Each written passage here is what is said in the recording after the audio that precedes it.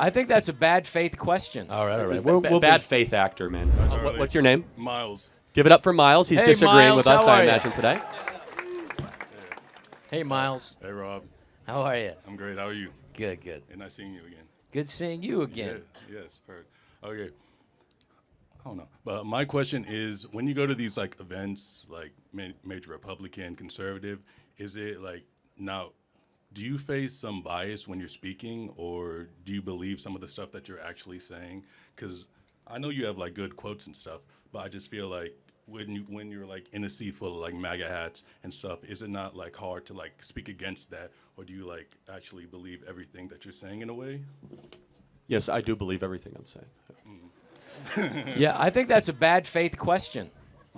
I do, because your assumption is that we are insincere in our beliefs. But we're here. The only benefit that we have here to come here today is to talk to people like yourself, because we love our country and we really, really want to make sure that there are things that are happening now that we feel are potentially fundamentally disrupting what has been so great about this greatest experiment in human history, which is this unfettered free speech that the woman that you're supporting, Kamala Harris, and her running mate Walls paper.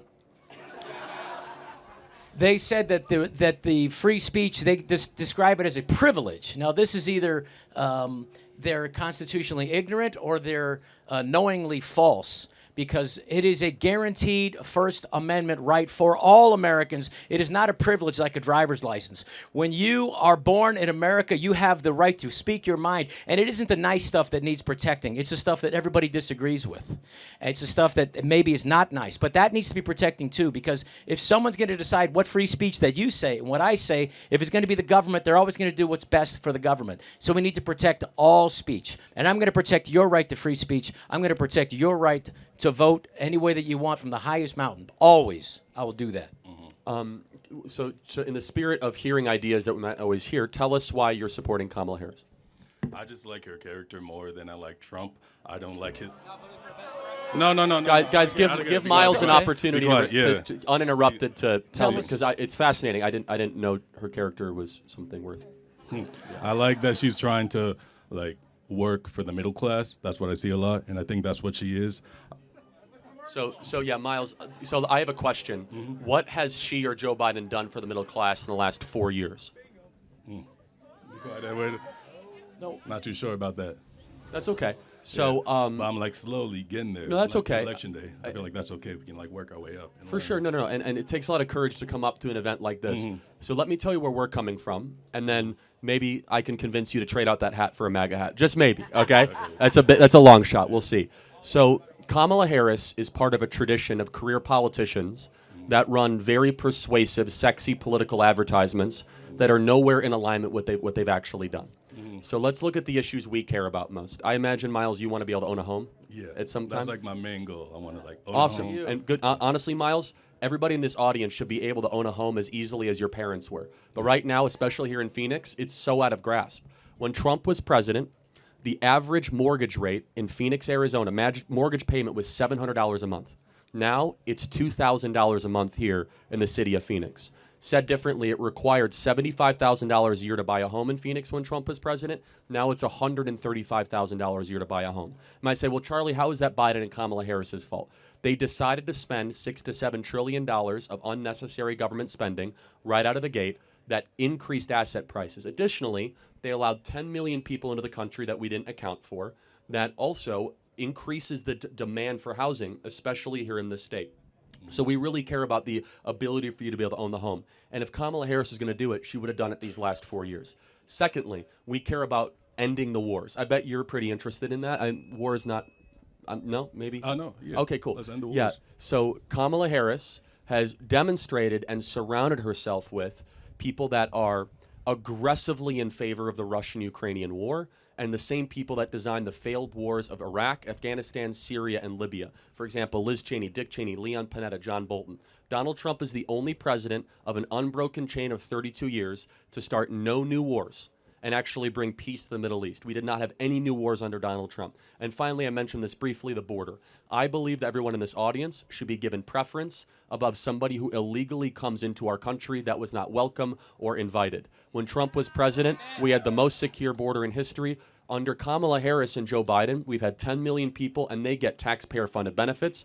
They get luxury hotel rooms. They get flights into the interior of the country. And so on those three issues, home ownership, the border, and war, Donald Trump doesn't just say he did. And I would just ask you, you don't have to answer right now, because I know it's hard to get in front of an audience of people like this.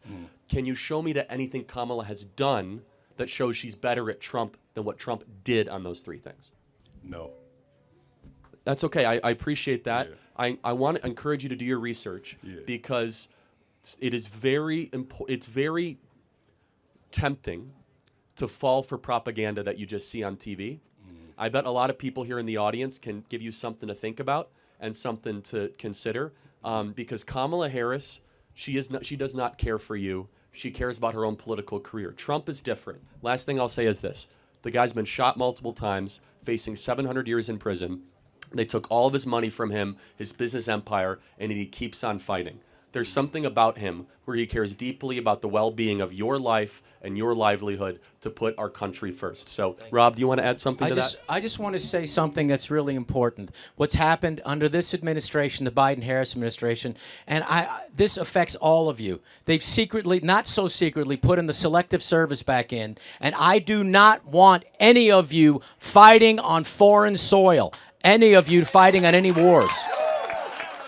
Any of you. I don't want it. And as far as democracy, they say they're saving democracy. Well, let me just go over this. Because Bernie Sanders technically had won in 2016, the Democratic nomination for president. But they didn't give it to him. They used these super delegates to dump him and put in who they wanted, undemocratically, in the primary in 2016. In 2020, again, Biden lost the first two primaries, and they just made everybody else drop out.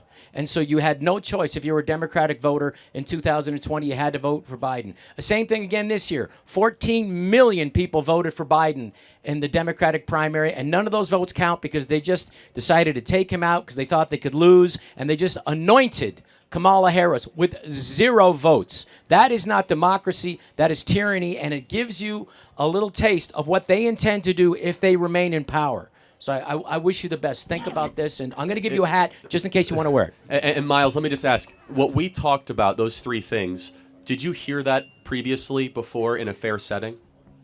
No, I did not hear it in a fair setting as before, but it's good to be on one-on-one and just like have a conversation about that. Cool. Well, Miles, I want to thank you for coming up. Please. Hey, Miles, appreciate talking. Think about what we said, and. Okay, yes. Let's turn Arizona blue, everybody. You see, man, that was not the right. I let you off so mercifully. Hey, you know what though? We're gonna do what's best for you. I mean that. We're always gonna look out for every. I was Arizona. trying to find common ground, man. That was. I know that's. It's just all right. That's okay. No, but it's totally okay because the difference is between. I mean, dude, you said turn Arizona blue. You can't answer. You couldn't say 3 words in a row. Okay, so it's like, I asked you one thing. It's ridiculous. All right. We'll bad faith actor, man. I try my best to find common ground. You say something like that. It's ridiculous. Next question.